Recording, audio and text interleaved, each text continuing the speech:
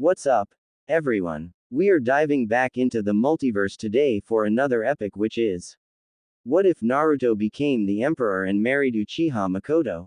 Part 1. If you enjoy this story, make sure to hit that like button and subscribe to the channel for more fanfics like this. Now let's dive right into the fanfic. As the clouds parted, it allowed the moonlight to engulf the woods of Hai no Kuni.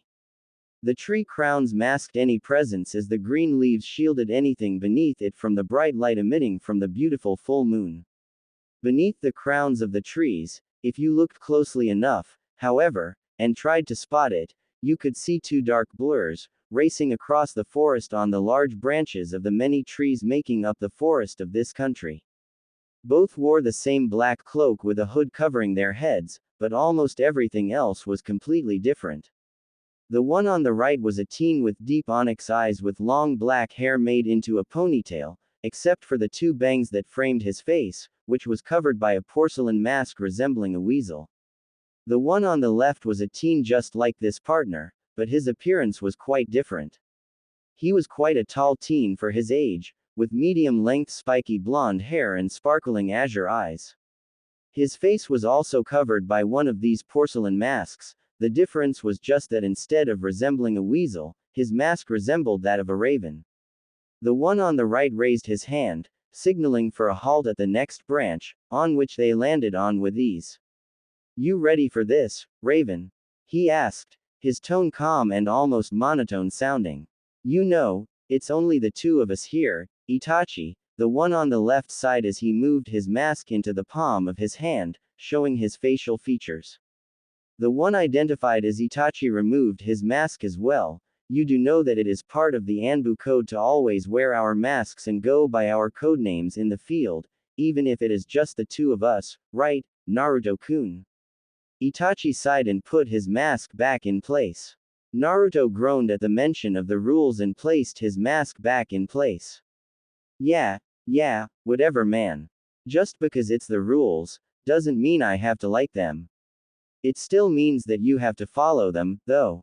Itachi countered, and Naruto groaned in annoyance. "Afraid so let's get this over with anyway. What's the plan again?" Naruto asked as he crouched down to stare at the camp located in a clearing about 100 feet away from them. Itachi crouched down beside him and looked the camp over as his eyes turned red with 3 onyx tomo spinning in each. The Sharingan, also known as the Uchiha clan's precious bloodline limit. "I spot 10 guards, which is quite low, especially since this is such a high-value target. Considering their low numbers, there are quite a few things that can be the cause," Itachi informed. "Yeah, like the being stronger than mere guards, and more like shinobi in terms of strength," Naruto added on, to which Itachi nodded. "Correct. That is indeed a possibility. But on the flip side, our target might as well be going bankrupt, and this could be the only thugs he could afford," Itachi stated as he flipped a kunai into his hand. Naruto sighed as he reached in and grabbed a kunai that would look odd to most people. It was a tri-prong kunai, with a red wooden handle instead of the classic metal one that the usual kunai supported. But as always, we'll never figure it out unless the missions go bad and are categorized as fubar. It's quite sad really. Unless the situation calls for it, we can never really go all out, Naruto mumbled to himself. Itachi gave a quiet chuckle as he looked to his side to stare at his blonde friend. "If that truly was a problem for you, then you would never have joined the Anbu." I know, but still, we have to do everything so silent and quiet. It takes some of the fun out of it. Like right now, we'll never know these guys' true strength. They could either be Junin level in strength with some impressive skills, or some lowlife thugs for all we know," Naruto said as he rose back up from his crouched position. Itachi nodded, somewhat agreeing with him. Despite being a pacifist, there was some excitement to the unknown at times. But he also feared it. Being left in blind could be quite horrifying to some extent. The ANBU's job is to do things efficiently and quietly. It won't do us, or our village any good if we make this into some huge spectacle. Itachi informed the blonde, but Naruto just found Itachi's lecturing to be quite annoying. He knew this already. He had gone into the Anbu as a trainee as he had, and on the same squad at that. They had both been through the ANBU's upstart protocol together, so why was it that Itachi always felt the need to lecture him? But still, you do realize that it's doubtful that they are a group of Junin, suppressing their chakra levels all the way to bandits. So keep your bloodlust down, you're going to reveal us, and if you do, I'm leaving the paperwork to you. Why is it you always feel the need to lecture me about everything? We went through the Anbu program together in case you've forgotten it. Naruto shivered, calming himself down as Itachi went up from his crouched position. Itachi clapped Naruto's shoulder and chuckled, because if you are anything like your mother, then you can get reckless if you don't agree with certain things. I'm just doing my job as your partner, and that in your case involves me making sure that you stick to the rules. And then he shunshined away. Naruto shook his head as he performed the shunshin as well. Itachi might be his best friend, but damn, the guy needed to chill sometimes. It wasn't like he had magically forgotten the importance of being Anbu, and what responsibilities that came with wearing these masks. In the camp, things were quiet. Naruto crouched down in a bush as he slowly sneaked forward behind the first guard. Judging from the man's chakra level, he was around the level of a thug. So unless the gods decided to punish them for whatever reason, the mission should be a piece of cake. The blonde flew up from behind the man and held him in a chokehold with his arm, cutting off any oxygen from reaching his lungs. The man struggled quite a bit with his legs spasming as the blonde dragged him to a bush, where his suffering ended with a quick twist and a broken neck. Itachi was having an easy time as well. One of the perks of having the Sharingan was that a simple look in the eyes was enough to immobilize someone through the use of genjutsu. So, with a simple glance, and dragging one out of the clearing to slit his throat in his dazed state, he plowed through his guard. The 8 remaining guards were handled within 2 minutes, and the duo nodded to each other before quietly sneaking into the tent of their target. Inside, an obese middle-aged man with short gray hair sat up in his bed, as he noticed that all the commotion from earlier was gone. What's going on out there? I hope that none of you are sleeping on the job. He grunted while standing up. He pushed the tent front open and stared around the clearing. It was empty. There wasn't a single trace of any of his men that he had hired to keep him safe at all. It was silent, empty. It was as if they had disappeared into thin air without making a sound. To think I paid them for this. Where the hell did they even go? He raged as he stormed around to enter his tent. But he quickly spotted something that made his blood freeze. Within spitting distance stood a man clad in a black cloak and a mask. The only noticeable feature about him was the piercing blue eyes. They're preparing for your arrival. The man stated simply, and before he could scream, he felt a jolt of pain and it got hard to breathe. He looked down with shaking movement and stared at the blade that was piercing his chest as his face went pale and he collapsed forward. Naruto scoffed as he sidestepped so he wouldn't get hit by the disgusting man. You know, you could have killed him and pushed him to the side instead. I don't really appreciate getting touched by such a pig. As the corpse finally fell to the ground, it revealed Itachi standing behind with a bloodied sword. At least his blood is on my sword, and not yours. I'd say I took the worse end of the deal this time. Groaning, the blonde waved his hand in front of his partner. Whatever man, let's burn this place to the ground and return home.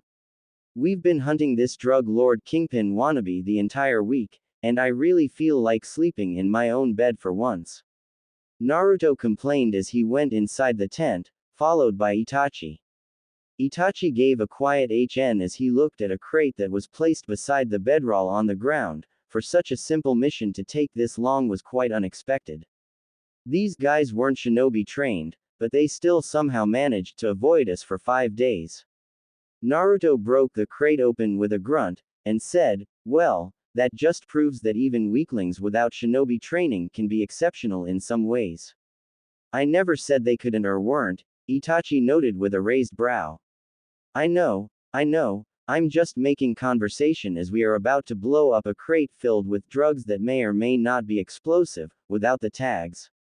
Naruto shrugged as if it was the simplest thing in the world and placed a couple of explosive tags on the inside of the crate. Itachi nodded. I see, finish this quickly. I'll be waiting at the spot where we were, before we engage the enemy. Sounds good, Naruto said and heard the tent front rustle as Itachi left the inside of the tent. Naruto took his mask off and placed it on the inside of his cloak as he did this. He really disliked having to wear the Anbu mask, but it was an efficient way to disguise yourself in this line of work. The blonde looked inside the crate and noticed a piece of paper that looked like an IOU showcasing a large amount of money. Moving it out of the way, he found a stack of money at the bottom. Raising a brow, he reached down and grabbed the stack of money held together by a little cloth wrap. When he had retrieved the bundle of money, he saw another bundle and chuckled. Man, this criminal line of work must really pay well. This amount of money is what I get for doing an S-rank mission with a last-minute notice of deployment. Naruto thought to himself as he put the bundles inside his cloak and went out of the tent. The moment he stepped outside, he took his mask and placed it on his face again before shining up beside Itachi. Hey man, look what I found. He chuckled and pulled one of the bundles of money out from his cloak. Why did you take that? We were instructed to blow up the properties of the target. Itachi sighed as he stared at the cheerful blonde. Naruto waved his finger in front of his face and stuck the money inside his cloak again. Actually, our orders were to blow up the drugs. Itachi shook his head with a small smirk. Why did you take it again? It's not like you need money. Meh, spoils of war. Naruto chuckled as the two leapt away from the scene as a massive explosion happened in the background. The journey back to their village, Konohagakure no Sato, had been fast and uneventful. Nothing had occurred, and the duo was able to retreat back to the Hokage's office by dawn without any trouble. The duo landed on the Hokage's floor and kneeled down. Hokage-sama.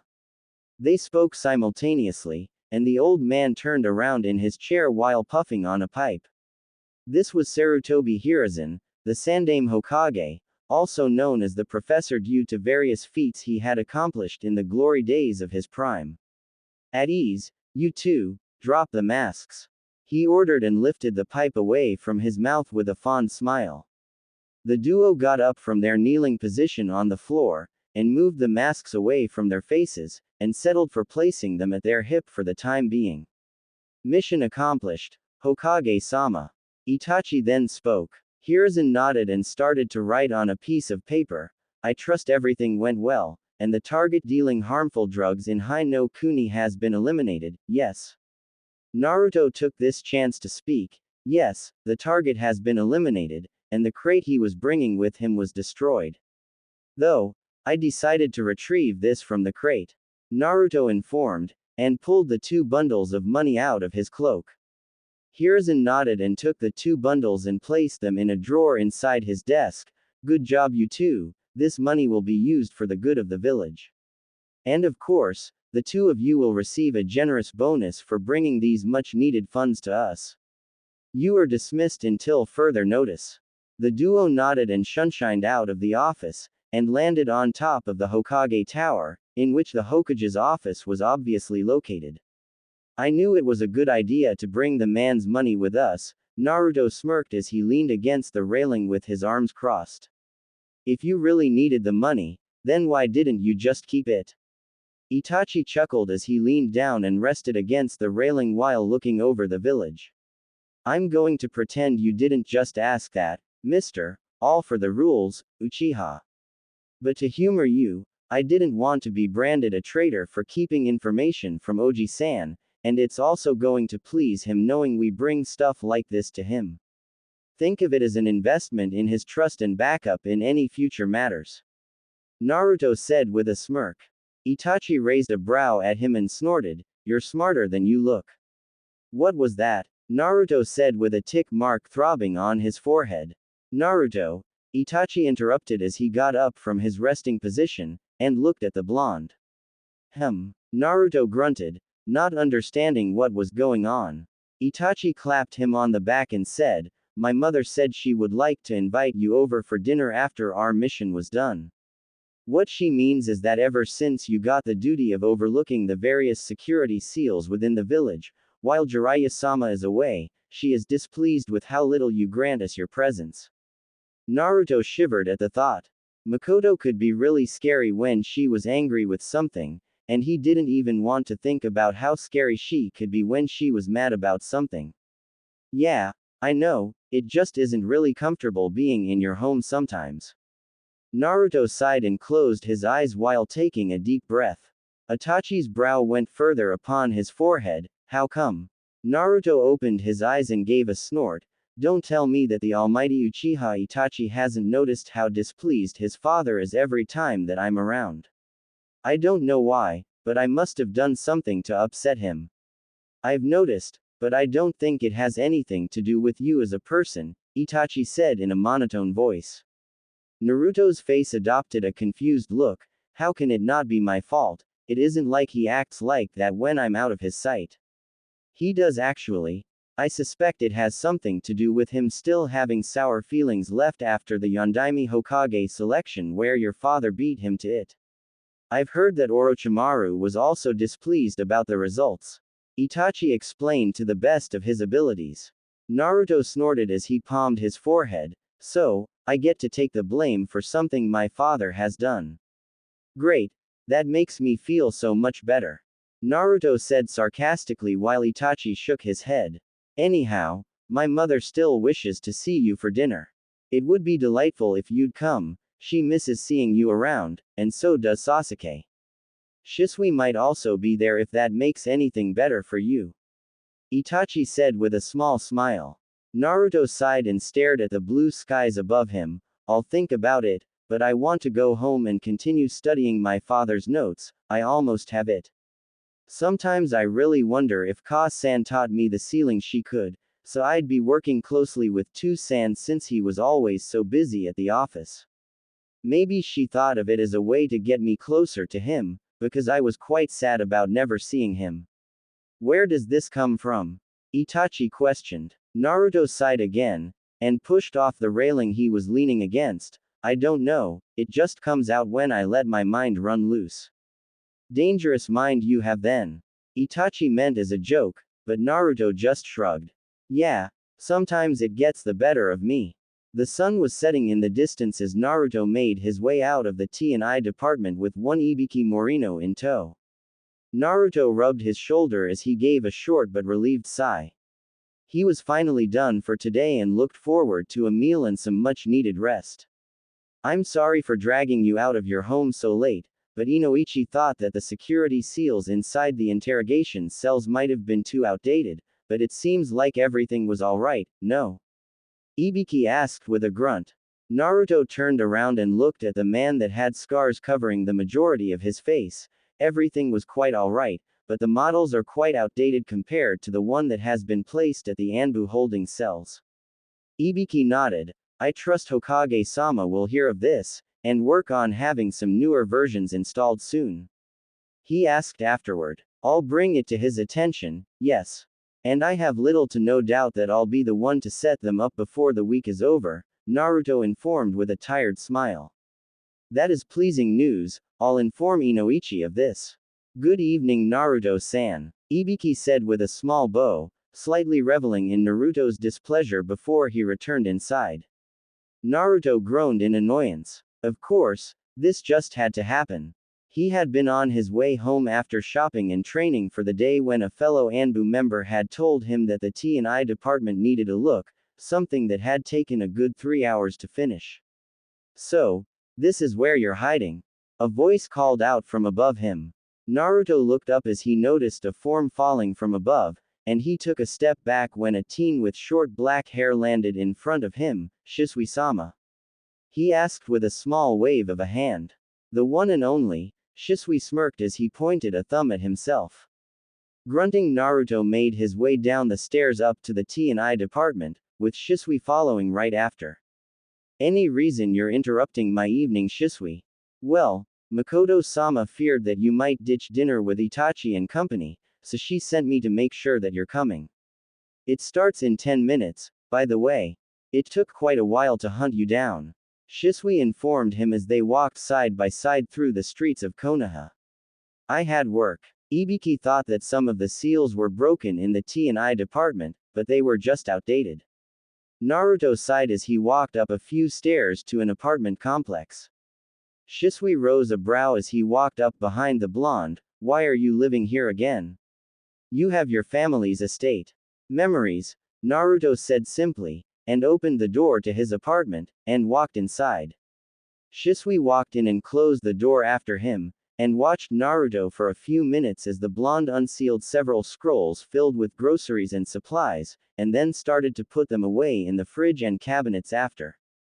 You're coming, right? Mikoto-sama is going to skin me alive if I don't bring you back with me. Shisui asked, hopefully. Naruto sighed as he put a tray of eggs in the bottom of his fridge. It isn't really that welcoming for me, there. Mikoto-san might like me, but Fugaku-san resents the very sight, sound, or smell of me. Aren't you over-exaggerating a little bit? Shisui asked with a raised brow. He told me to be quiet last time I was over for breakfast because I talked with Itachi.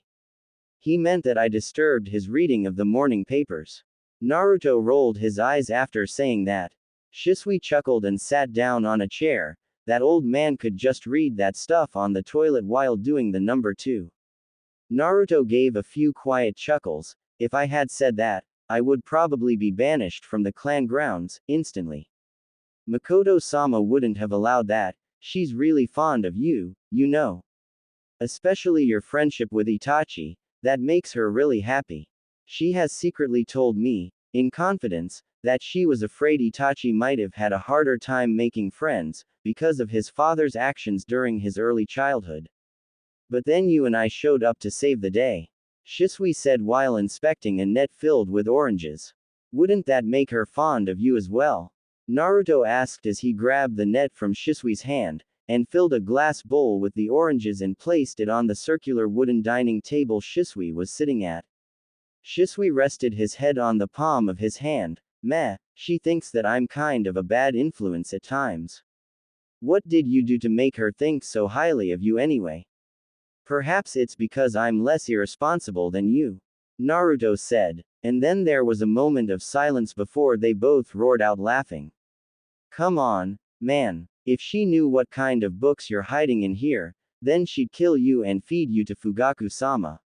Shisui roared out laughing. That quickly shut Naruto up, because he was too busy feeling terrified. She would really kill him if she knew of his bad habit. His brother figure, Hitaki Kakashi, and his godfather, Jiraiya, had really corrupted him as he grew up. I should just burn those books. Naruto groaned and filled the bowl with some other leftover fruits from the week before that hadn't rotted away yet. Shisui faked a horrified look. No. You can't. Those books are my precious. If you want to throw them away, you could always just give them to me. Rolling his eyes, Naruto turned to stare at Shisui, and you question why she thinks of you as a bad influence. Don't be rude, I'm not the one ditching the family dinners.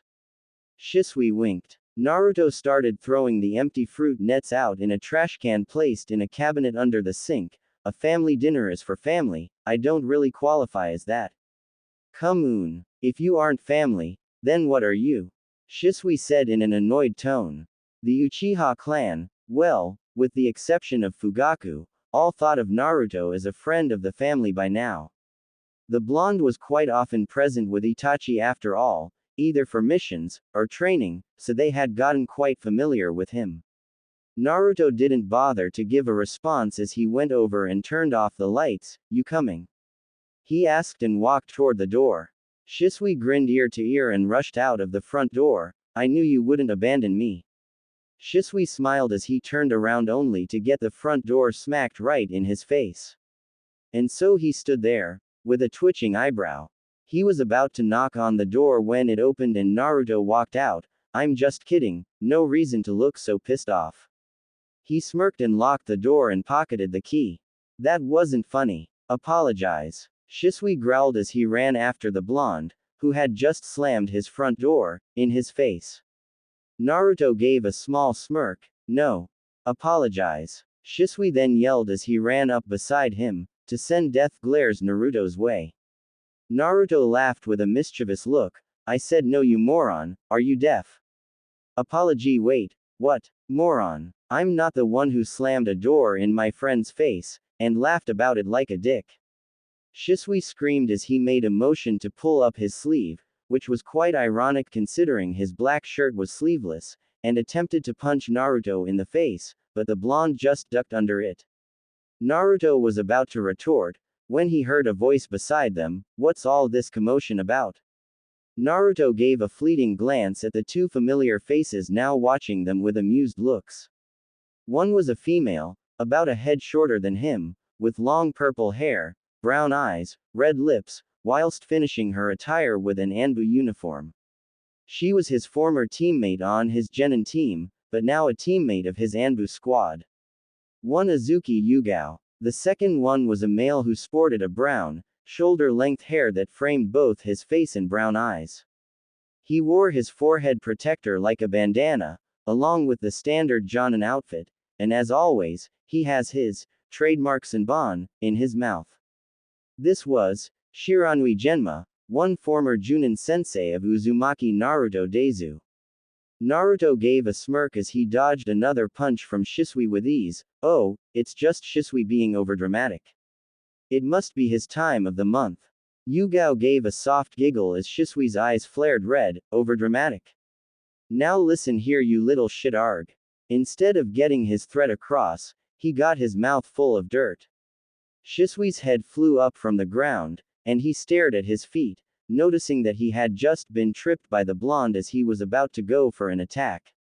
You about done yet? Naruto asked, failing to pull a Kakashi, as a smirk was steadily crawling onto his face. Shisui got back on his feet, with smoke pouring out of his ears. You're so dead, just you wait for it, shithead. Yeah, don't throw empty threats around, Shisui, it's embarrassing, Naruto said with a grin, making his former Genin team chuckle at the bickering duo. I'll show you empty threats, Shisui growled, but before he could do anything, he was interrupted by a cough from Genma. Not that it isn't funny watching you because, believe me, it is. Really. But I'd like to have a word with my former student here, before you try to kill him. Genma chuckled, making Shisui mumble something out of embarrassment. The young Uchiha scoffed, and crossed his arms over his chest. This isn't over, he mumbled while glaring at the blonde. It is though, Naruto winked, making Shisui's anger intensify even further.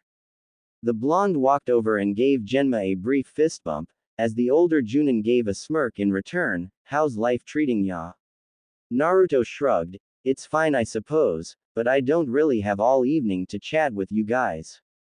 The moron back there is dragging me to a family dinner at the Uchiha compound, and I'm sure Mikoto-basan is going to kill me if I'm any more late than I already am. I see. Oh well, I won't hold you any longer then. Tell Itachi I said hi, and that it would be nice for the entire team to have a joint meal again soon. I'm paying if that helps anything. Genma offered with a weak smile. Yugao, however, gave a sadistic chuckle. Be careful about what you promise, sensei. Naruto might eat so much at the barbecue restaurant again that you go bankrupt for a week. And what if he gets drunk again? With the help of clones, you might be bankrupt for a month. That was one time, Naruto mumbled with a minor blush. Shisui, however, picked this time to roar out laughing, haha. You're a fat shit, aren't you? With how cheap the barbecue spot is, how the hell did you manage to eat so much, that the poor guy had no money left? If you don't shut up, I'll kill you before you can try to kill me, Naruto said, with his hair rising up, along with a deadly aura emitting from behind him. Shisui didn't pay any attention to that, and just wiped a tear away from his eye. Yeah, I'd like to see you try.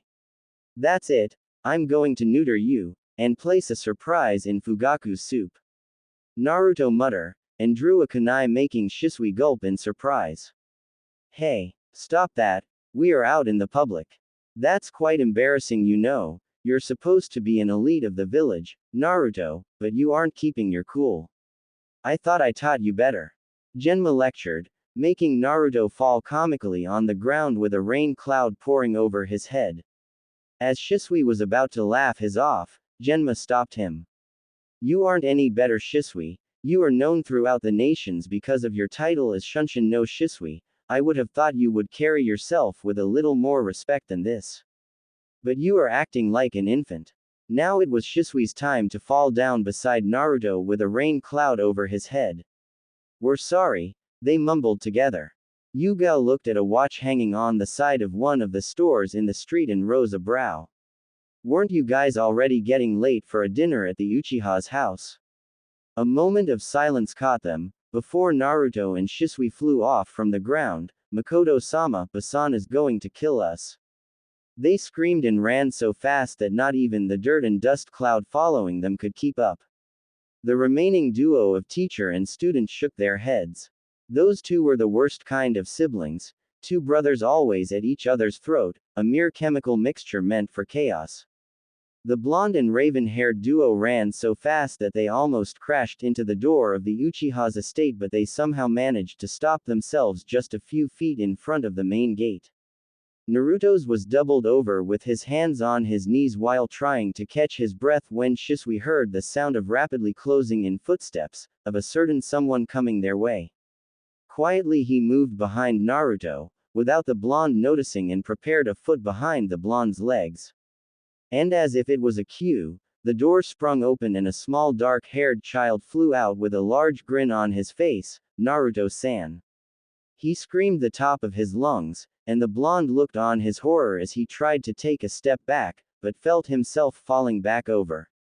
And just as he was starting to lose his footing, the horrifying entity, known as the Sasuke bullet, flew into his gut, making him fly back and crash into the ground with a loud thud. Naruto landed on his back, wheezing, as all air was punched out of his lungs, and he laid groaning on the ground with a still grinning child sat on his stomach. Shisui roared out laughing, as if it was the new trend, before proceeding to point at Naruto with teary eyes. That's for the fucking door, you dumb shit. He yelled and kept on laughing so hard, that he fell down on his knees and repeatedly slammed his fist into the ground.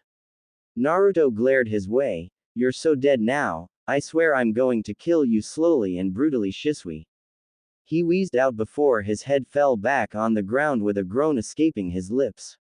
Sasuke, who had initially been amused, while looking at the scene, started looking down at Naruto with a nervous sweat drop falling down his forehead. Naruto-san, are you alright? Never been better, the blonde wheezed out, making Shisui cry out laughing even louder. What's wrong, pal? You look a little pale, Shisui cried, the tears flowing down his face as he found it hard to breathe due to laughing so much. Naruto decided that his revenge would come soon enough, so he gathered his strength and took a deep breath before moving Sasuke away from his stomach. A little warning next time would be good, Sasuke. The child looked a bit flustered as he scratched the back of his head while the blonde got off the ground. Naruto poked Sasuke on the shoulder and made a "follow me" motion with his head as the two started to walk in through the front door. Shisui, who had gathered himself as well, walked a few feet behind the two, but just as he was about to enter the door, it was slammed into his face. Again, Shisui howled in pain, and rolled backward down the few stairs while clutching his now bleeding nose. Oh, you fucking didn't. He tried to yell, but the sound was muffled due to him pinching his nose to stop the blood from running out of his nose. Naruto chuckled with tears in his eyes as he turned around the hallway. But the sight before him made him want to run out of the house in an instant, because what he saw sent shivers up his spine, and made his legs quiver in fear. In front of him stood a stunning fair-skinned woman with long, straight black hair with bangs hanging on either side of her face to roughly frame her cheeks and black eyes. It wasn't that she was stunning that made him scared. Oh no, it was the blindingly happy smile that was on her face, and the cold aura of death, cascading into a Hania mask behind her. Oh, it's so nice of you to join us tonight, Naruto-kun. Did you perhaps have any other plans for tonight? She asked all too sweetly, as she moved closer, making Naruto's fear increase tenfold as he tried to move backward, but his back hit the wall while his teeth were chattering. And no. Naruto chuckled out nervously while looking at the dangerous woman in front of him. As if it was the password, the aura of death along with the Hania mask disappeared in an instant, and Mikoto's smile turned natural. Good. She giggled and moved back into the kitchen with Sasuke in tow. Sasuke looked between her and Naruto, as the blonde fell down alongside the door with a sigh of relief. What was that about Ka-chan? What do you mean Sasuke-chan? Mikoto asked as she stirred the content of a pot on the stove. Sasuke hummed and looked at Naruto, who was still sitting on the floor. Why was Naruto-san shaking so badly? He asked, tilting his head inquisitively. Oh, I'm not sure.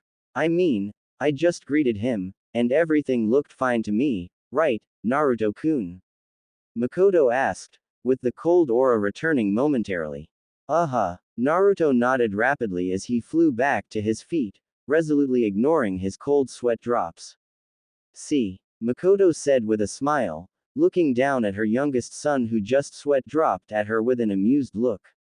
Taking his chance to escape this nightmare, Naruto took off his sandals and snuck into the dining room behind Mikoto's back, just to come eye to eye with one Uchiha Fugaku.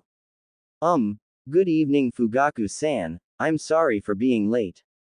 Naruto apologized, with a small bow. The man's cold eyes stared at him for a few seconds, making Naruto gulp as he feared that what he had predicted before coming here were becoming reality. But his worries seemed to be for naught. It should be alright, my wife isn't done cooking anyway, Fugaku said, as his eyes returned to the papers he had laid on the table. Naruto's brows flew upon his forehead in surprise. Fugaku had just acted casual with him. What kind of witchcraft was this? Is everything alright, Fugaku-san? Naruto asked in a careful manner, as he tried to read the stoic Uchiha clan head's body language. Fugaku looked up with the same stoic face, and asked, why shouldn't it be? Don't know, I was just asking, to be friendly, Naruto explained, making Fugaku nod before his eyes wandered down to his papers again. Naruto shook his head in disbelief and excused himself to go find Itachi. That was odd. Back with Fugaku, the man merely stared with narrowed eyes toward the blonde's back. When dinner had finally been served, Naruto eagerly looked at the dishes in front of them in delight. He had a feeling that he knew why his favorite food was being served, but he wouldn't complain. Nope, not at all. They were all seated around the table now. Fugaku was placed at the end of the table at his usual spot, and Naruto sat with Itachi on his left, and Sasuke on the right, while the latter had his mother in front of him, and Shisui placed to her left.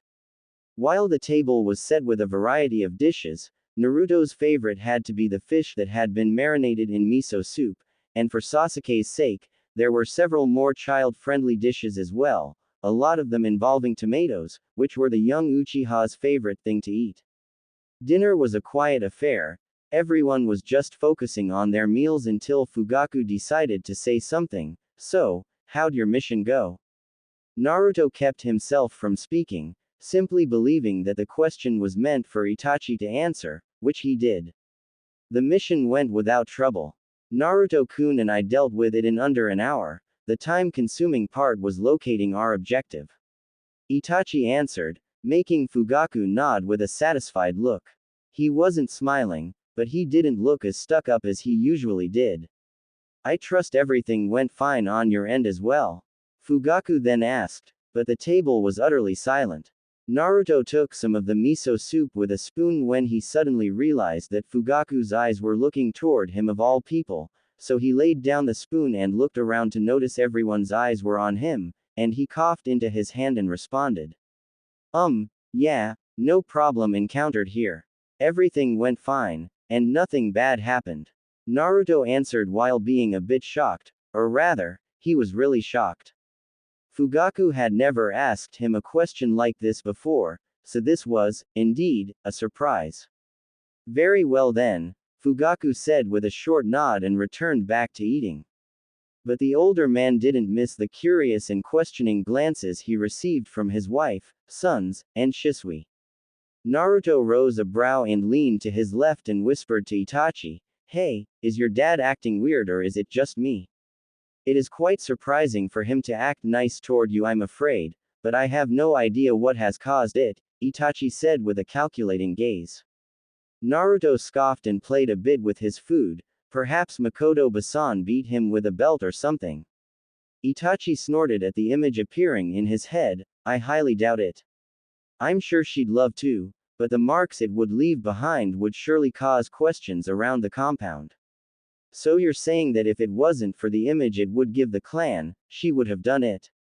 Naruto asked, surprised. "Their marriage isn't what it has been, and even while saying that, I'm not sure it has ever been as delightful as Okawa-san hoped it would be when they signed the contract." Itachi sighed and returned back to eating.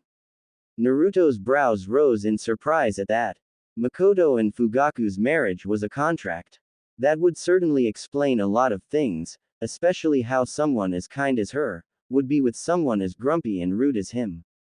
Naruto shook his head and returned back to eating, but before he'd take another bite he made a polite smile toward Mikoto and said, "The meal is delicious, thanks for inviting me." The older woman gave a soft hum, and smiled at him. "Why thank you, that's kind of you to say, you're always welcome to join us." "Right, Fugaku. Fugaku. Yes, what she said." The man coughed into his hand, making almost everyone at the table roll their eyes at him. Naruto shook his head, and returned to his conversation. "I'll keep that in mind, and I apologize for not being over much these days. I've had a lot going on these days, especially since I've been trying to learn one of my father's jutsu. Anyhow, with such delicious food on the table, you might start throwing me out of the house because I ate it all." "Flatterer. At least someone appreciates my efforts in the kitchen," Mikoto said with a big smile. Despite her happy smile, Naruto couldn't miss the glance sent toward the end of the table. Arranged marriage, huh? He pondered and started to see a lot of things he wasn't able to see before. Of course, he wasn't blind and had seen quite a few times when Fugaku and Mikoto didn't agree on things, and arguments had certainly been heated at as well. And it all made him wonder, why did this arranged marriage occur? And why did Mikoto agree to it? Was she the one who requested it? A lot of questions were filling his mind right now, and he was curious about the answers. Fugaku paused for a moment, before continuing on with his dinner, only taking a moment to blink, in disinterest. Dinner continued with idle banter as it finally came to a close before Fugaku spoke up. "Itachi. Shisui. Tonight, there will be a clan meeting. Be sure you attend." After saying as much, and receiving 2 nods in return, he stood up, and took his leave, taking brisk, yet controlled steps, out of the room. Finally, everyone else stood up, with Naruto helping Mikoto with the dishes, mostly to appease her wrath, and got ready to leave. Once the dishes were away, Naruto and Shisui began to leave towards the front door, while the rest of the family saw them out. Sasuke was a simple case. He got a quick hug and had already run off to his room as he yelled, "Bye." Itachi shook his head at his little brother's antics. It was quite un-Uchiha-like, but it was a refreshing change. He didn't disapprove, nor did he approve. "Safe trip home, don't get into any trouble." "Geez Itachi, how much trouble do you honestly believe we can get into on our way home, of all places?" Shisui snorted and crossed his arms across his chest. "Considering it's the 2 of you, and together, nothing in the village is 100% safe," Itachi smirked, making Shisui's brow twitch.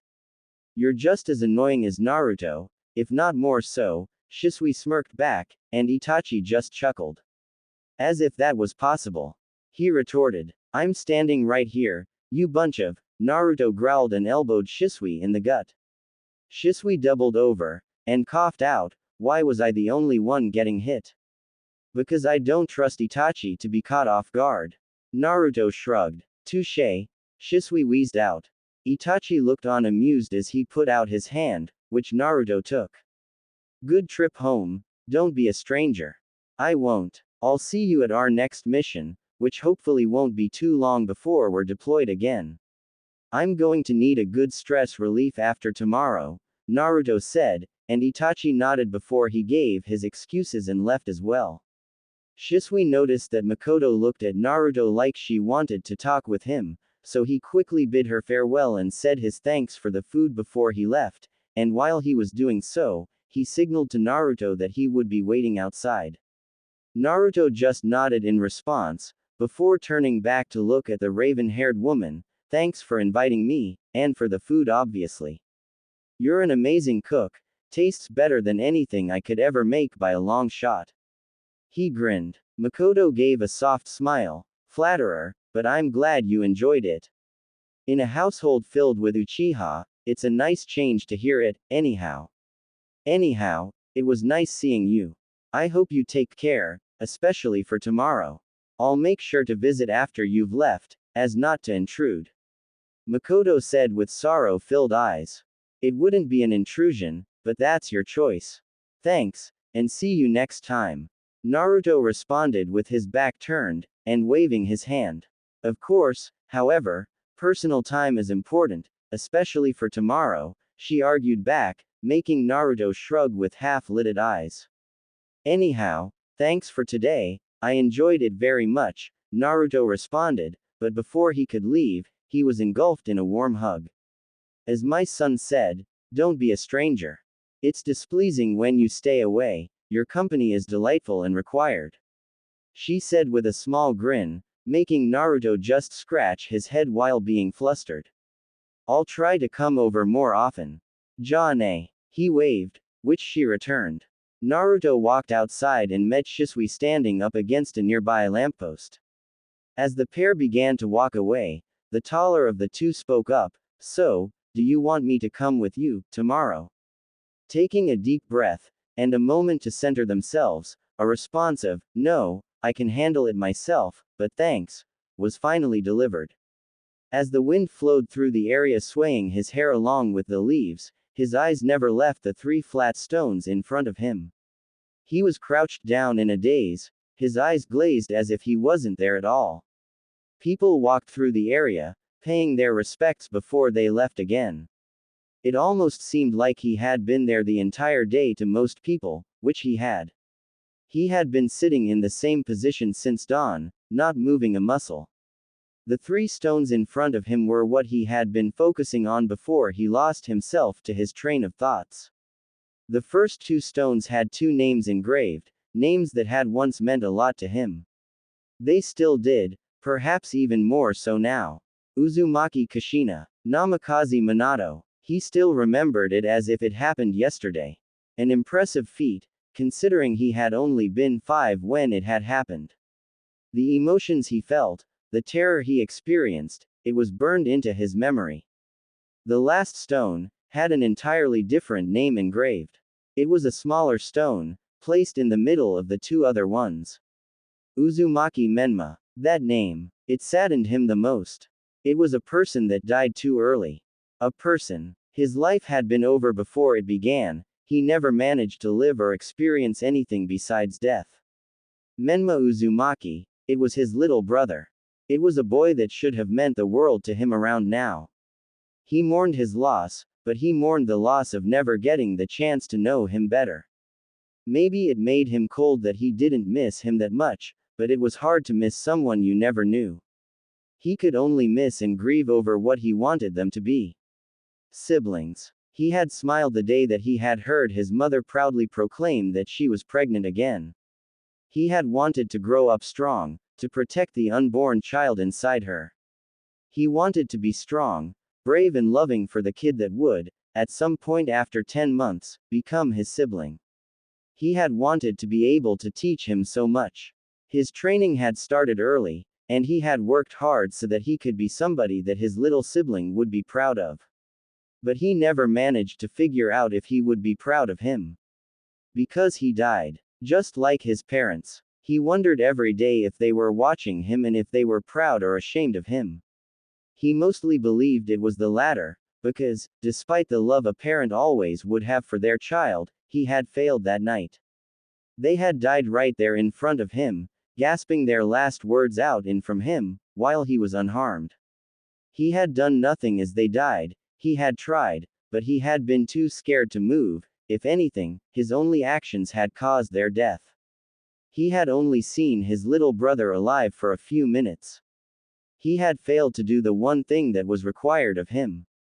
If anything, he has caused the death of the very person that he was responsible for protecting. If only he hadn't screamed. Naruto shook his head, trying to avoid thinking about his nightmares as he looked up at the skies. It was around noon now.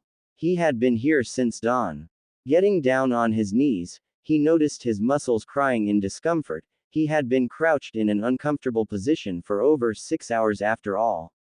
He leaned forward and folded his hands on the ground while leaning his forehead down to rest it on top of his fingers. I'm sorry for my failure.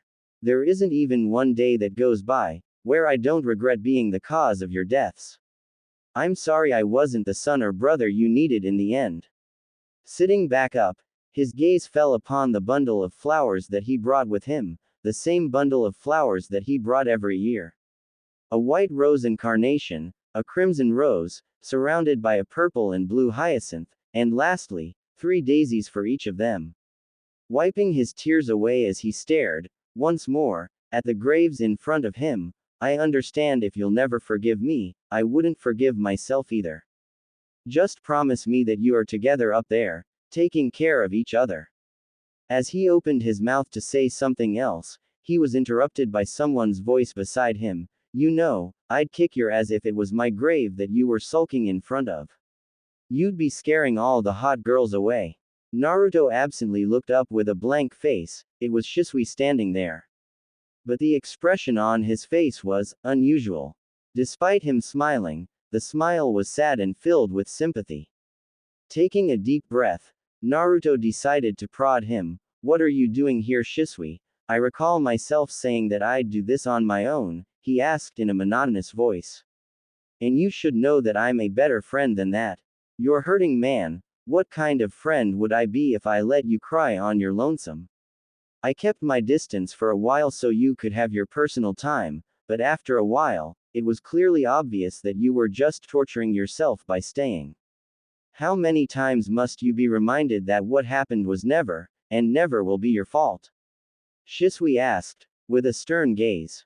Naruto's eyes glossed over as he returned to staring at the gravestones in front of him. Specifically his little brother's. But it was my fault. If I had just stayed away, or better yet, kept myself quiet. I failed them, him. After a second Naruto's eyes widened as he was sent flying to the ground with his cheek stinging. Had the bastard just punched him? What the hell? Naruto snarled as he looked at Shisui, but was shocked to find an enraged expression on the teen's face. Before he could do anything he was picked up by the collar. How can you say that you failed him? True, you might have made a mistake, but what could you have done? You were just 5 years old, man, you were just a kid. But you have been here, every single year on the anniversary of both his birth and his death, since it happened. You come here and tell tales and stories.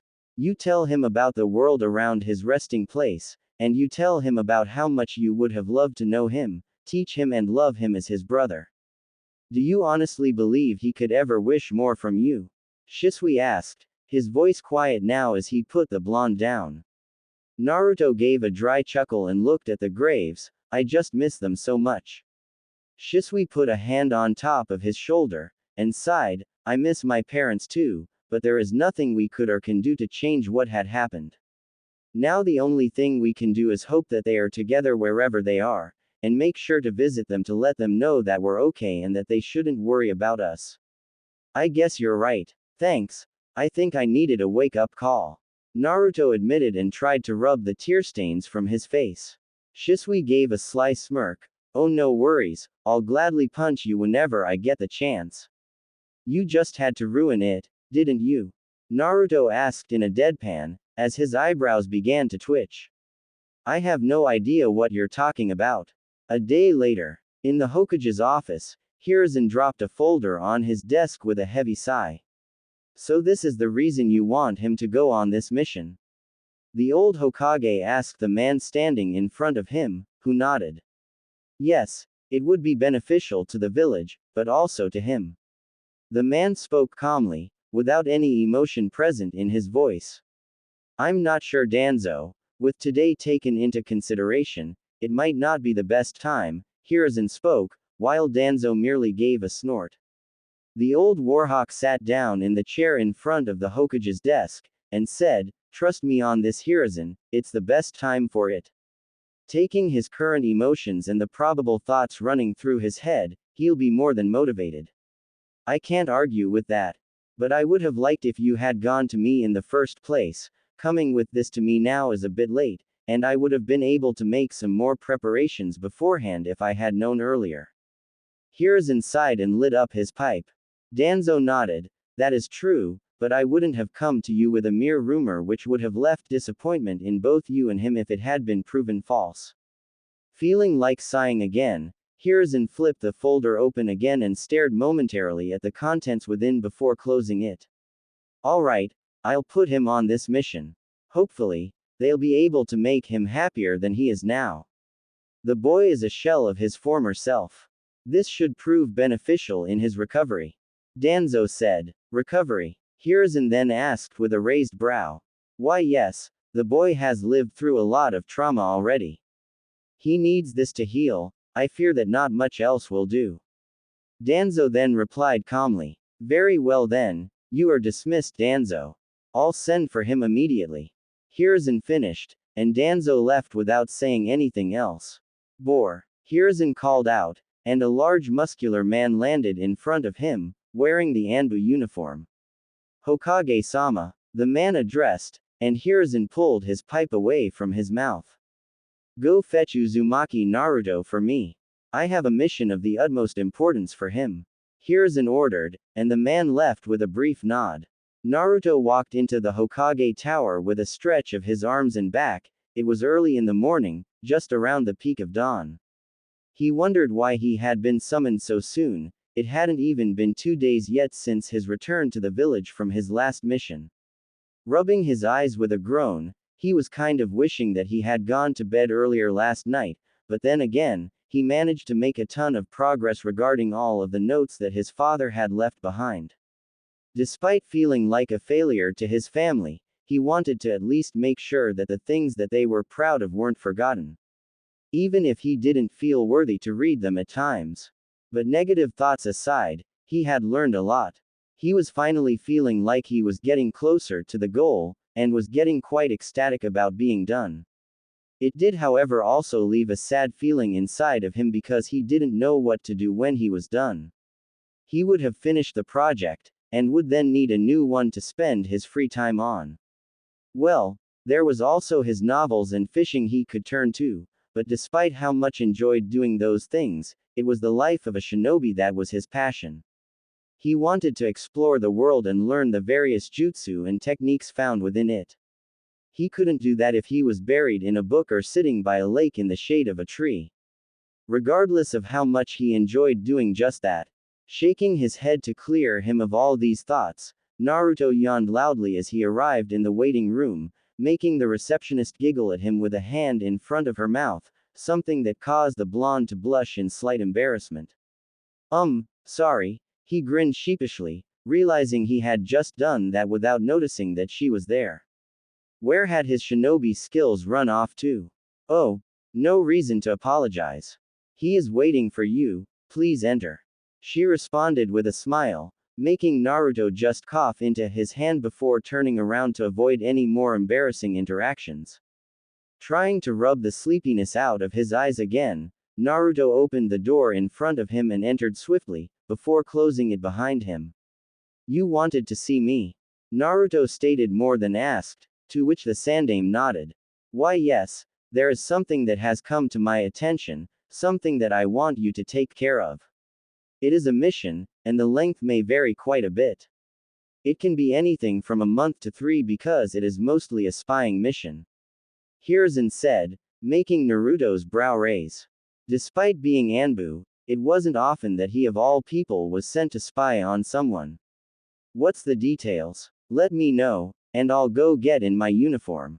Naruto said, making Hiruzen shake his head. This isn't an Anbu mission, It is a political mission in which you will act as an ambassador. This might be confusing, I know, but let me explain. Hiruzen said, making Naruto just nod his head in silence. There is a family of 2 in Kusagakure, which is currently being treated horribly from the people of Kusa. The family consists of a mother and daughter, where the mother is said to be on the verge of starving, constantly taken away from home against her will only to return exhausted and bleeding later in the night, which in return makes the child grow up alone in a house that barely functions. Hiruzen stated, reading just a few out of the many points from the folder that Danzo had presented him. I can understand that you want something done, and I will, but how is this of any concern to Konoha? Naruto asked curiously. Hiruzen sighed, because the 2 people might as well be from a clan that is almost dying out, one which 2 of our former cages were quite close to. I see, so to save this clan from extinction, I'll have to do what exactly? Naruto asked. I want you to spy on them and gather evidence concerning their treatment. When you have enough evidence gathered, Kusa will be forced to hand these 2 over. Despite having evidence here, it was gathered by the people under Danzo, and I'm sure that you can remember our talk about them. Hiruzen said, and Naruto just nodded. Yeah, nay, he responded. Exactly my boy. Now, because the Foundation is a shadow organization, we can't use this information because of the chance that it might cause Danzo's organization to become public. Despite how much I'm against them, I can't disagree with how useful they can be. This, for example, would never have come to my attention without their help. Hiruzen admitted. Naruto sighed, and asked, anything you can tell me about the people I'm supposed to watch? Hiruzen this time smirked. Oh, you'll know enough from the moment you lay eyes on them. And I'm sure it will also grant you more than enough motivation to see this mission a success instead of a failure. I trust that you'll take care of this. Hiruzen smiled and handed the mission scroll to Naruto. Despite being confused, Naruto did a short nod of agreement. Yeah, I'll do it, no problem. Do I have permission to speak on your behalf on this mission? Of course, you've never given me a reason to doubt your political skills before. Despite the many times that you've found yourself in one so far in your short life. Hiruzen stated, in a manner that seemed proud. Naruto smiled. All right, I'll leave in an hour. Naruto bowed and turned around to leave. Naruto, Hiruzen called, making the blonde turn his body halfway to look at the old man. Let's do a training session when you get back, I want to see how good you've gotten. You got it, I'll blow that hat off your head, no worries, Naruto smirked, and left in a shunshin. Despite being told that it wasn't an Anbu mission, Naruto still clad himself in his Anbu uniform with the exception of the mask. Since the uniform was purchasable in almost every shinobi store, it didn't matter much if he wore it on this mission. The only thing making an Anbu official was his mask and tattooed emblem. Pushing his sword into its sheath placed on the Anbu vest's back, Naruto reached for his mask, but then remembered that he didn't have to wear it for this mission. So he made a short, mental, victory dance, before grabbing a dark gray cloak with a hood and swinging it across his shoulders and buttoning its collar. His reason for wearing this was simple. In the off chance that he was found out during the spy session of his mission, he could somewhat escape without having to reveal his identity. Normally, some people could show their face and still make it away, but considering how recognizable his face was, it was very unlikely that nobody would put 2 and 2 together and figure out who he was. Looking into his fridge, Naruto frowned heavily. I just bought all this food, and now I have to throw it out when I return. I should make a seal to make my food stay fresh for even longer. Naruto grunted, and closed his fridge as he grabbed a notepad on the dining table. The idea he had wasn't half bad, so he settled for writing it down for now, and decided to work on it sometime after he got home again. He already had a foundation to work with, thanks to the standard preservation seal. Hopefully, this wouldn't take 3 months. Mikoto would kill him for staying away from them for that long. There's only so much leeway that his love for sealing will give him, and being distracted with a project for multiple months is well past that point, according to Makoto-san. Maybe he should visit the compound and tell her in person. That way it couldn't get too bad since she would know what he was up to, after all.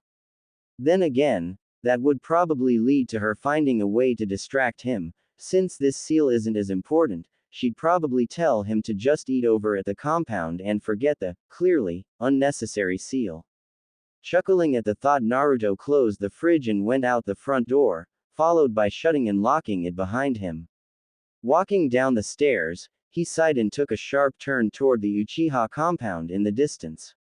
He wanted to at least tell them about his missions in person so that they wouldn't have to think that he was avoiding them or something that outrageous. Leaping over the market district, Naruto landed in front of the gates leading into the Uchiha compound. But he was raising a brow when an arm moved in front of him.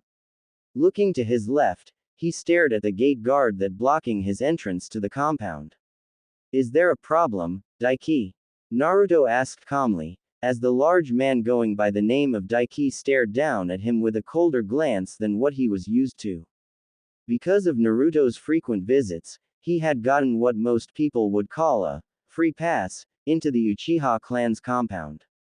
He had never been stopped like this, so this was quite strange indeed. "State your name and reasons for entering," Daiki responded in a monotone voice, making Naruto's brows raise further upon his forehead in great surprise. "As you know, my name is Naruto.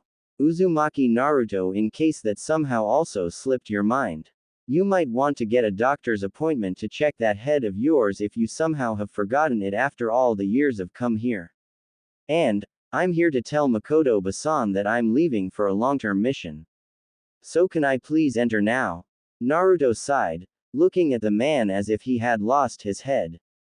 Daiki snorted at the comment, and said, "Show Makoto-sama some respect and we might consider letting you in to talk with her." "Okay. Now this was some bullshit. Oh great Daiki-sama, please let me enter to speak with Makoto-hime." Before Naruto knew it or Daiki could burst out in anger, the blonde was pushed through the gate from behind. "Stand down fellas, Blondie is with me." Naruto immediately recognized the voice and stared at his daily pain in the ass. Shisui. Shisui jogged up beside him with an amused gaze. "What was that about?" "You tell me, I just wanted to enter so I could speak with you guys." But Daiki is being an even greater than normal. Naruto said with a calculating look. Was every Uchiha acting odd these days? Shisui snorted and intervened his fingers behind his head as he walked. Well, he might have a stomach ache. He ate quite an exorbitant amount of food at the clan meeting yesterday. Serves him right then, he's being an touche. The two walked in silence until they reached the main estate, when Shisui asked, "Yo, what did you want to tell us by the way?" Naruto looked to his side and shrugged. "I have an extended political mission, that's all I can say for now. I might be gone for a month, maybe 3 months. It could be more or less, that depends on how long it takes for this matter to be solved. Considering it's a political matter, and you're a representative from Konoha, it shouldn't take too long. Konoha has a lot of pull in political matters, it should be a walk in the park." Shisui reassured and clapped the blonde on the shoulder. "Let's hope that's true because I'm going to be bored out of my mind otherwise." Naruto groaned with an annoyed expression, with his lips pressed together to form a line. Shaking his head, Shisui reached for the doorknob, but stopped and smirked as he looked at Naruto. "Wanna bet on how far she is going to throw you?" Naruto's eyebrow ticked at that. "Why would she throw me at all?" Shisui shrugged with an innocent look. "Oh, maybe because you just got back and are already leaving for maybe 3 months." Naruto gulped. "Shit, wait a minute then. I need to." But Shisui acted like a deaf person, and all but kicked the door open. "Makoto-sama. I'm here, and I brought Naruto with me." "You did that on purpose." Naruto grunted as the color slowly drained from his face, and Shisui just winked at him. Stepping inside, Naruto and Shisui took their sandals off and spotted the raven-haired woman stepping around the corner in a cooking apron. "Good. Then I'll set a plate for one more for lunch." She smiled sweetly. Shisui then turned and smirked at a sweating Naruto, who was adjusting the collar of his cloak uncomfortably. I can't stay. I'm just here to let you know that I'm going to leave on another mission today. Mikoto frowned heavily at that. But you just got back. I'm afraid I have to. It's a political mission. I was selected for this mission. Naruto answered with a sigh. Shouldn't Itachi be with you then? Mikoto asked confused, and Naruto just shook his head. Nah, it isn't Anbu. He replied, making her take a deep breath before sighing heavily. I guess it can't be helped then. When will you be back then? She asked, hoping that it wouldn't be that long. Naruto gulped and scratched the back of his head. Oji-san told me that the length can vary. It can take all the way from a month to 3 months. 3 months? She yelled while getting all up in his face. Yeah, it's not that bad. Naruto nodded in response. Stepping back, Mikoto crossed her arms and stared at the blonde teen. Not that bad, Naruto, you just got home. You need to take a break. I will. Just when I get home. He chuckled dryly. Mikoto gave an annoyed sigh, and dropped her arms back down as she walked into the kitchen. You men are hopeless creatures. Shisui raised a brow at that. Hold on, how is now on all of us men because Blondie can't figure out how to take a break? Because both him, Itachi and you, never, ever, take a break. You three are constantly either training, going on missions, or doing something else taxing. When was the last time you just sat down and read a book or took a simple walk? She asked skeptically. But that's boring, Shisui groaned out with a roll of his eyes. You just proved my point. The woman snorted and walked into the dining room with today's lunch. Shisui gaped a little at that, trying to find a comeback when he was suddenly clapped on the back by Naruto. Well done, moron. Who the hell are you calling a moron, you idiot? Shisui yelled, but his sudden retort had a completely different effect than what he had intended because Naruto had already disappeared from behind him, so Shisui had just yelled at himself through the mirror that was placed in the hallway. Naruto in the meantime had entered the dining room and gave a short but respectful bow toward Fugaku who was seated at the end of the table.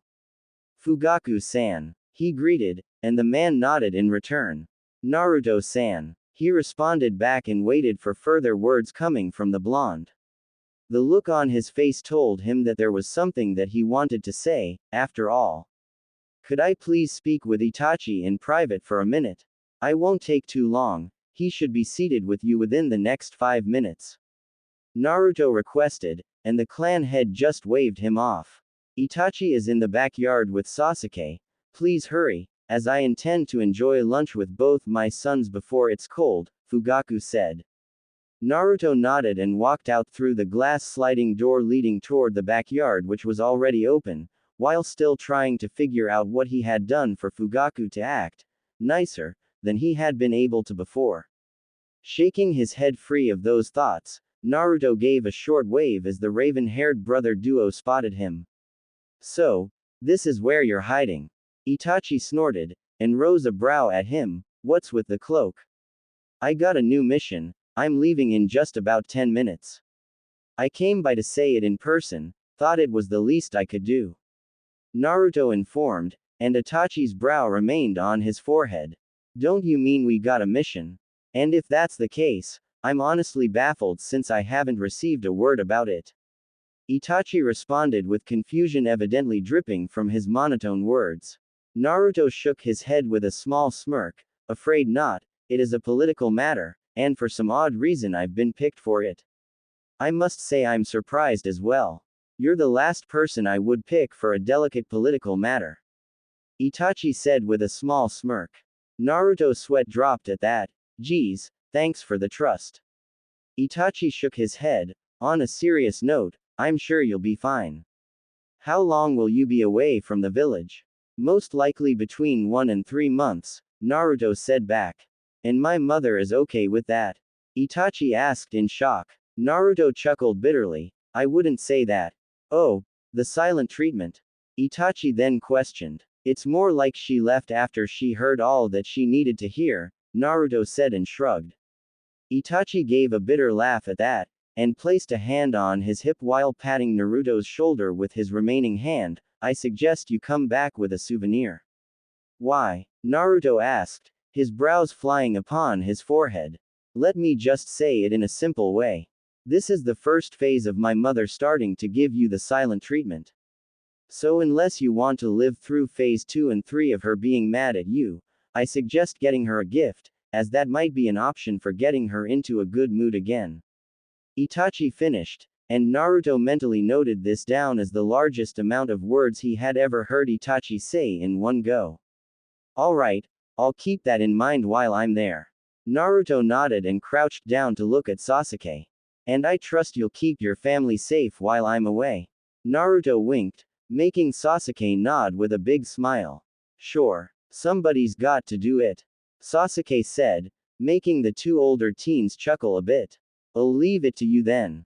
See you guys, Naruto called as he turned around and started to leave while waving his hand. Don't start the next Great War.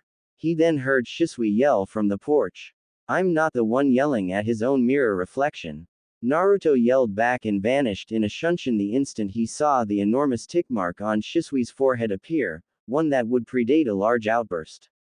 With Itachi, several hours later, the raven-haired teen kept a blank face as he kneeled down in the middle of the room. He kept his eyes locked on the floor as he heard the Hokage speak. Alright, I've informed the people here about the crucial information that you needed to share in greater detail, Hiruzen said, and Itachi raised his head to look at the people that Hiruzen had selected as his advisors. More specifically, it was his old teammates. This claim is quite outrageous. Are you absolutely sure that the Uchiha clan is committed to this course of action? Koharu asked, looking down at Itachi from her seat. Itachi nodded briefly. Hi, the Uchiha clan is very devoted to this cause already. It required no more than the first and second meeting to confirm this. While they had had a meeting the night where Naruto was there, they had also had one in the morning.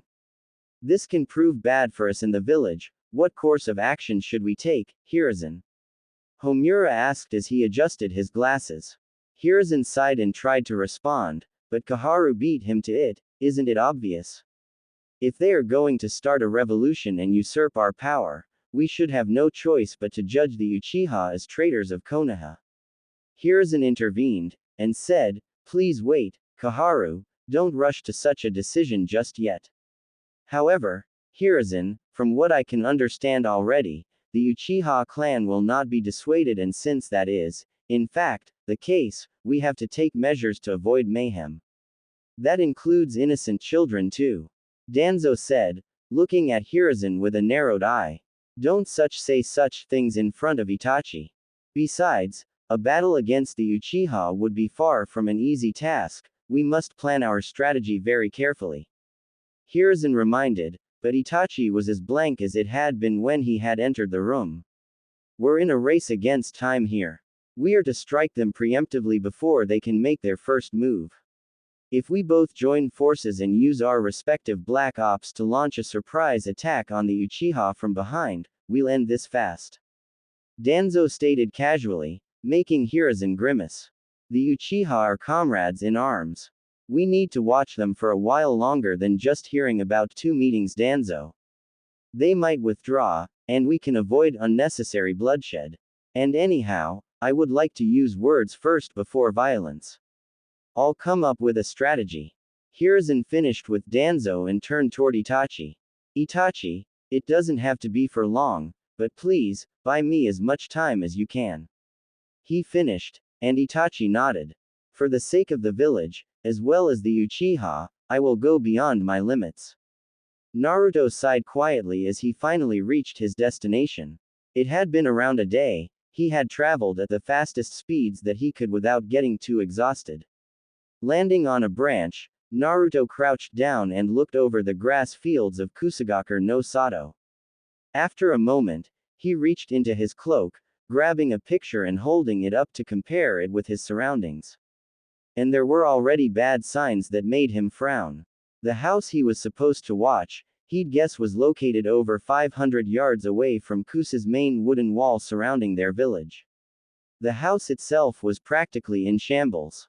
The only lighting in the house was candles, there were no signs of lamps or anything inside the house. At least from what he could see from his position. There was a well beside the house as well, suggesting that their water was coming from there and not the village's pipelines.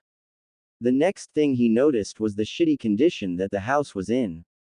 It was built with boulders and cement, definitely not the work of a professional.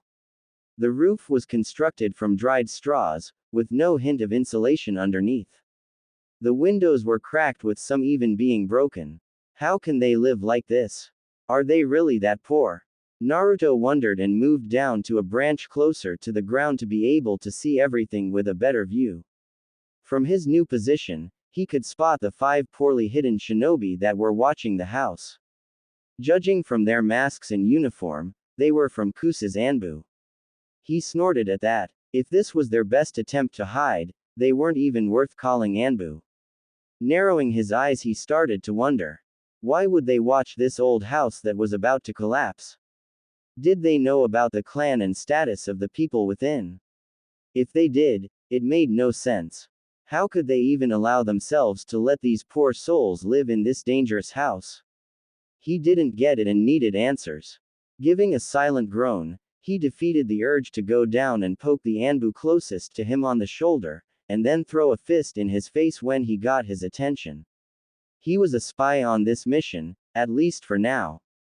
But this situation, despite how horrible it was for the people he was supposed to watch, was good for him. The house was located outside of Kusa's walls, so when he presented the evidence, he couldn't get held back by Kusa.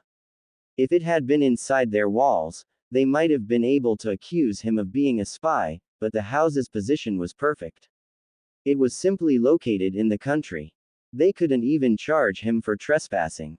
Shaking his head, he reached into his shuriken pouch and grabbed a camera that he had brought along. He momentarily wondered about how it wasn't scratched at all by his shuriken, but quickly shook his head again to clear his mind from these odd distractions. He quietly started to take pictures of the house and its surroundings. The house's structure, lack of insulation, the cracked and broken windows, the lack of light and water coming from the village, and to connect it all to Kusa, he took pictures of all the hidden Anbu that he could, and even managed to get a picture of one facing toward his direction, next to the house. Thanks to that, it was possible to see the emblem of Kusa's shinobi scratched onto the top of his mask, as well as them being placed around the house of question. He now basically had everything he needed except for a few things. He had detailed pictures of a bunch of the things wrong with the place that they lived at, and also an overall picture to link it to Kusa. Now all he needed was to wait for the more extreme kind of abuse, which could take a while. Naruto gave a yawn a few hours after. He had been sitting still on the branch for quite a while, and the Anbu from Kusa hadn't moved either. He was about to close his eyes for a nap when he heard the sound of a loud creaking door and looked down at the house. Taking his camera up to his face again, he waited for the person to step outside the door so he could get a picture. But as his eyes spotted the person's features and face, he almost dropped the camera. His body was shaking, his lips quivering as his eyes found it hard to focus on anything else but her. As his breathing got heavier and faster, he placed a hand over his heart and thought to himself with a whimper. Keika-chan. Naruto stuttered, his eyes fixated on the red-haired woman walking out with a basket filled with what he would guess was laundry. Holding up his hand to shield his vision from the sunlight, his eyes kept following her until he finally noticed it. Her hair was darker than Kushina's bright red, her eyes were red, and this woman's hair had a little more spike to it. Naruto's breathing got slower and slower as he stared at this individual. He smiled bitterly, as a lone tear fell from his eye. It wasn't her. This had to be the reason that Hiruzen had wanted him to do this. It was because the clan that was being mistreated was the Uzumaki clan. Kneeling on the branch, his smile turned into a frown. His mind had tricked him, and given him false hope. He had almost believed that Kushina wasn't dead, and standing right in front of him. He had been ready to run to her, embrace her in a hug and tell her how sorry he was. But he had been robbed of all of that. The person in front of him wasn't his mom, no, but it was still a member of his clan. So despite everything, they were still family down the line. Family. The word made Naruto narrow his eyes as he glared at the back of one of the Anbu watching her. How dare they treat his family with such disrespect? Letting them live in this house that was ready to collapse, invading their privacy, and everything else he had yet to see. While fighting the urge to commit a full-on slaughter of the Anbu watching her, he noticed something that made his worry and confusion come back in full. On her arm were several teeth marks. It covered her entire arm, all the way from the end of her short-sleeved shirt, and down to the start of her wrist. Some of the markings were even overlapping. Grabbing his camera again, he took a picture of it and was about to place it back in his shuriken pouch, when he looked at the clothes she was wearing. Well, if you could call what she was wearing clothes. The things she wore, Naruto would call white and red rags. Taking another picture of that, Naruto heard the door creak again. Raising a brow, he looked at the door and realized he had momentarily forgotten one important thing. It was a mom and a daughter that he was supposed to watch. So as the door opened, Naruto watched with great curiosity as a small child, no older than Sasuke, stepping outside of the house. He smiled a bit, because of the huge smile she wore as she ran up to her mom. He chuckled a bit at the sight. Her mother was trying to do laundry in the basket that she had pulled up from the well, but the child was running around and distracting her. So, she was an energy bomb, a typical Uzumaki. Taking a picture of the duo, Naruto finally stuffed the camera back into his pouch and decided just to watch for a while. He needed to keep his distance, for now, no matter how much he wanted to go down and greet them, but with the Anbu watching, he couldn't take the chance. He sighed a bit, he also wanted to just go down there and take them with him to the leaf. But he didn't have enough evidence yet. What he had gathered was just evidence of being poor, not the evidence on the abusive treatment he needed. The only thing suspicious was the Anbu watching. What made them so special, aside from being Uzumaki, that required an entire squad of Anbu there? He would have to find out. But they couldn't be there forever, there had to be an opening when they were being replaced by another squad. Maybe by then, he could go down there and greet them. He grunted at that, it might not be the best idea to do. He could also just place some supplies on their doorstep, knock the door, and then shunshin away. With how starved they looked, it couldn't hurt. So he made his decision, and sat back against the trunk of the tree but kept his eyes glued onto the duo while keeping his guard up. It wouldn't be so good if the Anbu managed to spot him and get to him. Would it? As midnight came around, Naruto opened his eyes with clear irritation. Pained screams from wounded soldiers had kept him awake the entire night. He had finally fallen asleep around a few hours ago, and now in the middle of the night, he was once again awake because some weak plastic soldier was too much of a wimp. If that sissy doesn't shut the hell up soon, I'm going to blow up the hospital, Naruto muttered to himself with a twitching eyebrow. Yawning a bit, as he felt nature calling, Naruto swung himself off the branch he had been napping on and landed on the ground without a sound.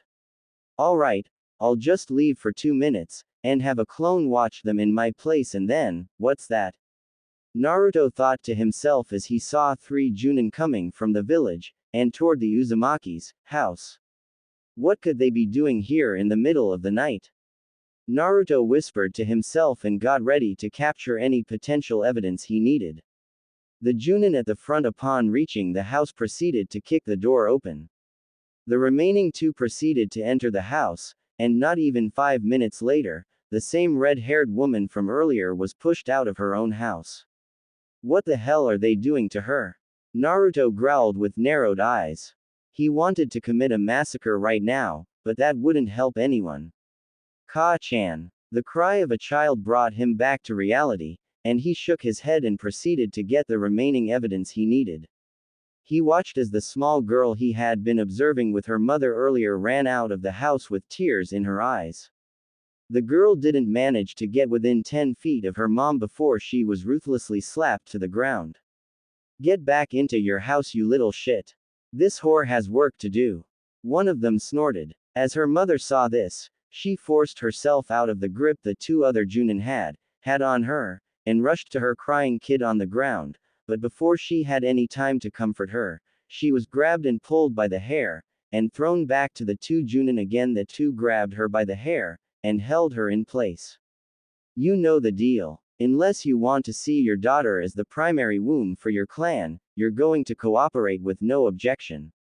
That was the deal from Ryujin-sama. The one that had slapped her daughter said. Naruto grabbed the hilt of his sword angrily, but grit his teeth and let go with heavy motions. Taking a few deep breaths, before stating to himself, alright, mission first, then I beat the shit out of them. I do need to know how much to make them suffer, after all. It wouldn't do to go too easy on them. Naruto growled to himself while feeling the intensity of his rapidly building bloodlust. When the situation had proceeded to one of the three Junin locking the young girl inside the house, and all three of them walking away with the mother, Naruto decided it was almost time. Only one thing to figure out now. What were they doing with her? Before doing anything else, he quickly made a clone, giving it the very important task of dispatching the Anbu and looking after the little girl, as he narrowed his eyes towards the Junin who were making their way towards the village proper. One way or another, his mission was ending today. Quickly, he began to follow the small group as they made their way into the village, and towards the annoyingly loud hospital, noting how the mother looked more and more resigned to her fate the closer they got before they finally arrived. Upon arrival, the Junin that was dragging her then proceeded to physically throw her into one of the rooms, where from what he could see, dozens of injured shinobi began to line up. Making sure to completely remove his presence, he moved close enough to view what was happening, and he found himself thanking Itachi. If it wasn't for him, he wouldn't have had enough patience to continue. Anger bubbled within, as his family member was used as a chew toy for the various shinobi that had lined themselves outside. And from what he could sense, every bite from the injured consumed a notable amount of chakra from her.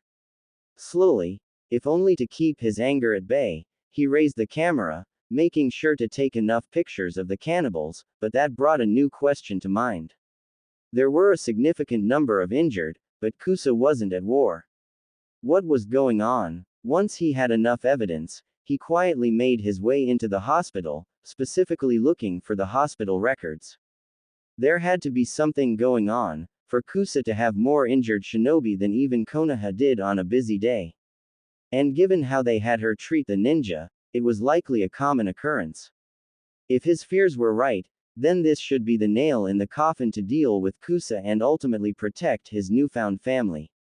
Surprisingly enough, despite the dozens of shinobi that were present at the hospital, security was scarce, scarily so. Almost like this was a common occurrence, and that nothing substantial was going on. Hell, the few med nins that he found were lazing about, almost like they lacked any patients to treat. Finally, after traversing through the hospital for a few minutes, he had found the room which held the medical records. There was only a single staff member around, and they were making their way towards the break room. This didn't make sense. If there were so many patients to treat, shouldn't they be making records of the various problems that the patients have and why they came in? Stealing his resolve, just in case his fears were indeed true, he opened the cabinet that held the records for today, and he was left dumbfounded. 53 files were recorded, all within an hour of his target's arrival.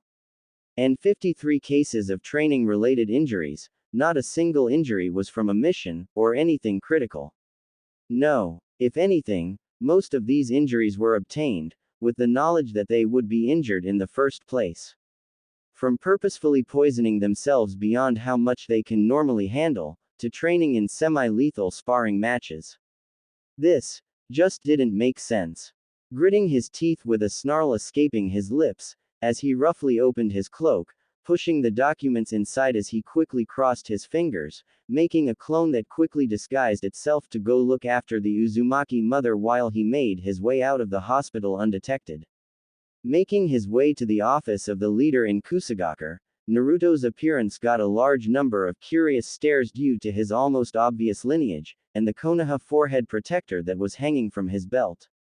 Standing at the front of the quite small building, compared to the Hokage Tower, that the leader apparently worked in, Naruto walked up to two guards that immediately stopped him.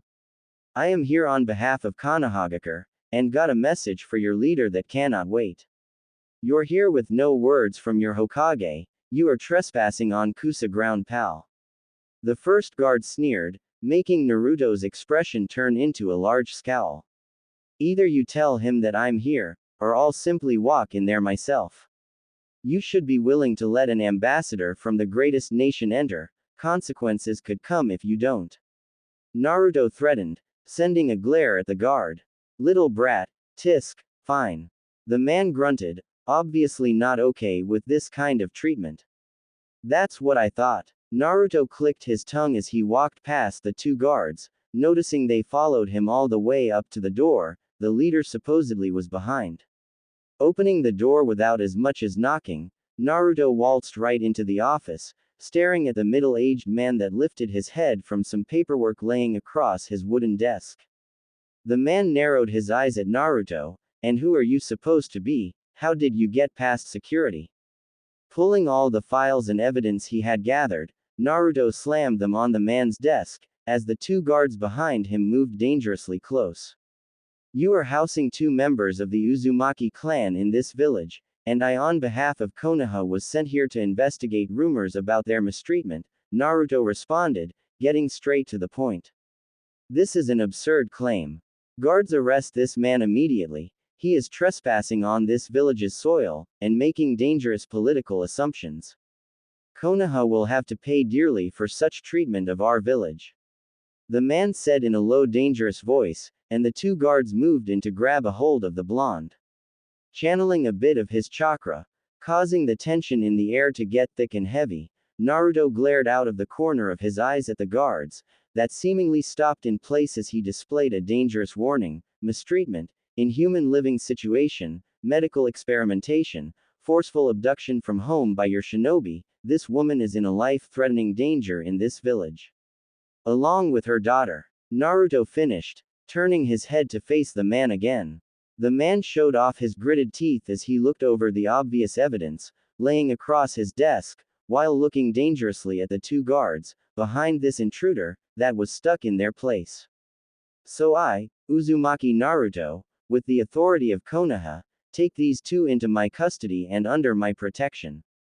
If you have any further disclaim of this evidence being true, and any more words you feel that needs to be said, feel free to take it with Hiruzen-sama.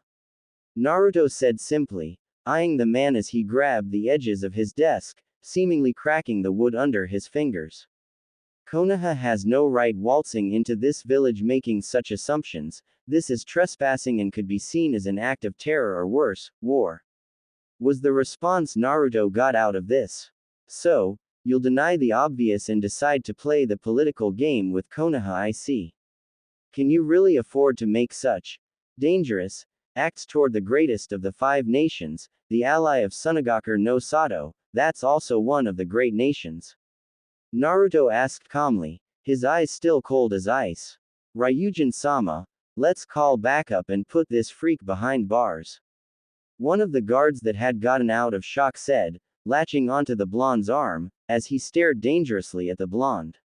Let go of the ambassador, and go send word for the two Uzumaki, Ryujin responded in a low tone, his hair hanging in front of his eyes, covering them as he stared downward at the desk.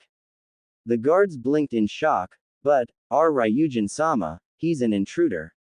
You got an order, the man said in a low but sharp tone, making the two guards flinch before moving out of the room while glaring at the blonde shinobi. What's your source of information? The man asked as he and Naruto were alone in the room. Naruto frowned, crossing his arms over his chest, unimportant. That's a big lie. You cannot waltz into here and make a mere assumption without any credible source of information, Ryujin responded coldly. I have no more words to say in this case, my mouth is sealed by Konoha, any further conversation will be done between you and Hiruzen-sama, Naruto responded simply. Ryujin chuckled, lifting his head to stare into Naruto's eyes. Hey, so just as I suspected, you are just one of Konoha's lapdogs, barking without biting on their command. You should be careful speaking about Konoha like that in my company, your situation will be worse in any political matter now. We house the Yamanaka clan, a clan able to dig these memories out in any matter that may come. Do you think it will suit you well for this to be taken into consideration during the process? Naruto responded easily. You got a lot of nerve. Ryujin sneered, his teeth grit tightly together as his fist clenched with anger, turning his knuckles white. But before anything else could be said, the door behind them opened with low creaking noises. Turning his head around, Naruto's heart clenched painfully in his chest as he watched the tired and exhausted Uzumaki mother with black marks under her eyes walked in slowly, holding her daughter's hand as the small girl hid behind her mother's leg.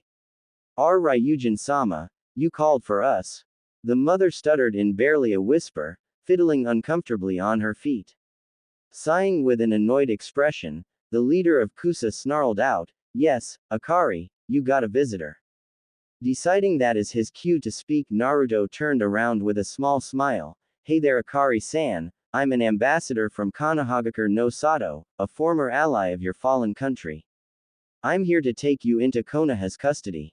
But, why, have we done a crime against you?" she asked confused, squeezing her daughter's hand as the young girl looked at this blonde man's appearance with curiosity. Chuckling, Naruto crouched down, completely ignoring the leader of Kusa and his two guards that had also returned, as he looked at the girl hiding behind her mother's leg. No, nothing of the sorts. We got knowledge of you being mistreated here, and with you being Uzumaki we cannot allow that. Former allies or not, you've always been a people close to us, so I'm here to take you somewhere safer. Shinobi-san, we are citizens of Kusa. Yes, I'm well aware of that fact, but with the mistreatment, Ryujin-san has no choice but to allow me to you to Konoha, unless he wants to be utterly demolished in a political matter that won't be good on any parts, Naruto explained, making the mother look at him with surprise and disbelief. "Ka-chan, who is this man?" her daughter suddenly asked, seemingly not having listened in on the conversation. "This is." Naruto facepalmed and shook his head as he walked over and extended his hand. "How rude of me, my name is Uzumaki Naruto, shinobi and ambassador of Konoha." As Akari was just about to shake this young man's hand, her movement froze as she heard his name. Staring at this blonde boy in disbelief, she opened her mouth. "You Uzumaki?" "Yes, I am. I know the hair color might be confusing and all, but my father was blonde, but my mother was indeed of the Uzumaki clan," Naruto explained kindly, his gaze shifting back to the woman's daughter. "And who do we have here?" he asked softly, crouching down to extend his hand toward the girl. Looking up at her mother, she asked permission to introduce herself to this man without saying a word, but her gaze was more than enough for Akari to understand. "Go ahead, sweetie," Akari encouraged with a smile, her head still filled with utter surprise at realizing they weren't the last of her people.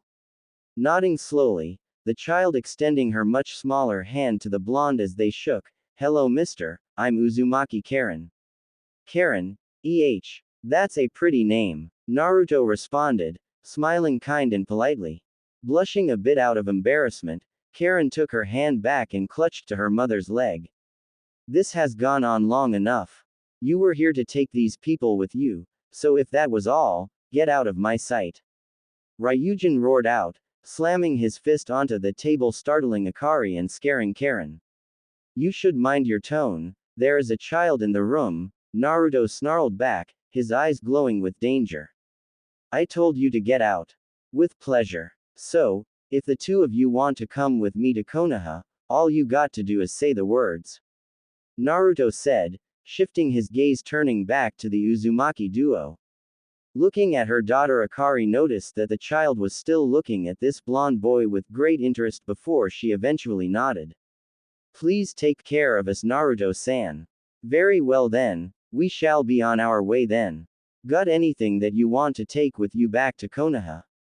Naruto asked. Nodding her head, Akari scooped her daughter up into her arms. Everything we have here is not of the best quality exactly, but it's all we got and we have no money to buy anything new.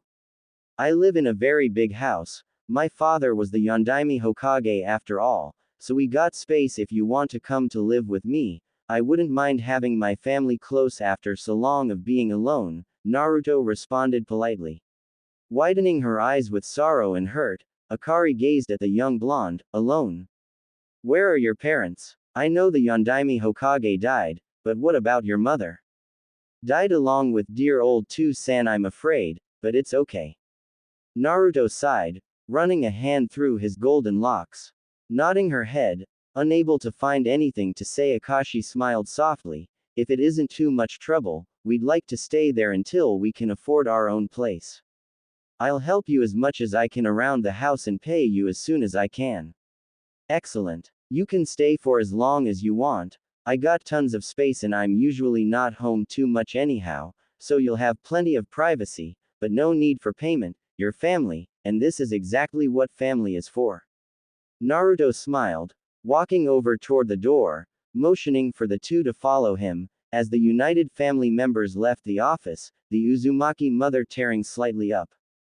Thanks for listening. In the next chapter, please leave a review. I would love to hear your feedback, especially if it helps me improve the overall story.